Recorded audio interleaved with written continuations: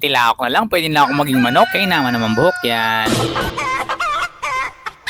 Magandang araw, kumusta ka? Samahan niyo akong tumilaok ay tumungo dito sa bahay ng Mulanay. Naimbitahan kasi tayo bilang panabunging pandangal. Anong panabungin? Hoy, magnininong ka boy. Ayo nga pala, ito nga pala si Teo at ang kanyang mga magulang. Kasama ang mga fairy godmothers. Kahit marami nga tayong gawa, syempre isisingit natin to. Alam niyo naman, wala pa akong anak, kaya tamang ninong-ninong lang muna. Sabi nila, mahirap pero masaya maging isang magulang. Grabe, wala pa akong anak, mukha na akong tatay. Paano pa kaya pag pamilyado na? Kailan kaya? Maghintay ka bata, baka mamiss mo ang pagkabinata. Pag may isang doseno ka ng bata. Sa totoo lang, mahihayin ako sa personal. Hindi naman halata, di ba? Hoy, huwag kayong tumawa, nauutot ako.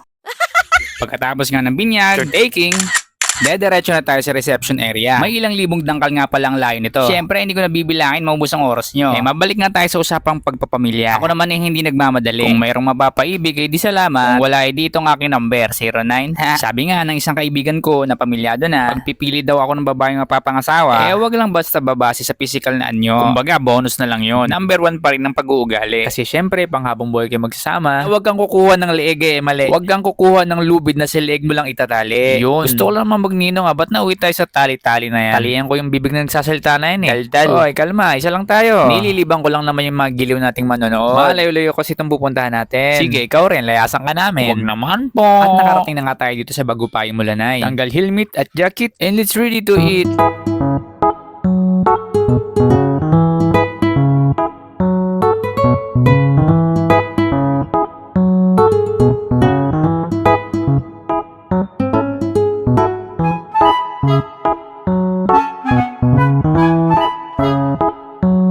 Ganito rin ba sa probinsya nyo? Imbitado buong barangay. Grabe, lechon, menudo, chapsuy. Agoy, lulunukin ko munang hiya ko. Ay, meron ka nun. Dahil sa gutom, nalimutan ko na kayong alukin. Kain po tayo. Yum yum yum. Kung naging maputil lang ako ng bata, ay magkamukha tayo utoy. Ito nga rin pala si Vice Mayor. Nilak niya ako ng pinggan. Sabi ko, sir, napagtago na po ako. Customer ko nga pala si sir ng chicken wings teriyaki. Hindi ko talaga in-expect na matatandaan niya ako. Wala akong masabi. Mabait at sobrang approachable device. Nakakatuwa kasi sobrang daming mga bata. Bakit ang sungit mo naman? Thankful nga pala ako sa mag-asawang ito. Kay Jaysa at Gideon. From Abay to Ninong. Okay, maglala dahil magiging mabuti akong ehemplo para kay Teo. Masarap ang kwentuhan kasama mga kaibigan. Pero ganun pa man, kailangan na muna nating magpaalam. Alam niyo naman, meron tayong trabaho dapat balikan. At isa pa, kailangan ko ng mag-asawa para pagbalik ko, may anak na din akong dala.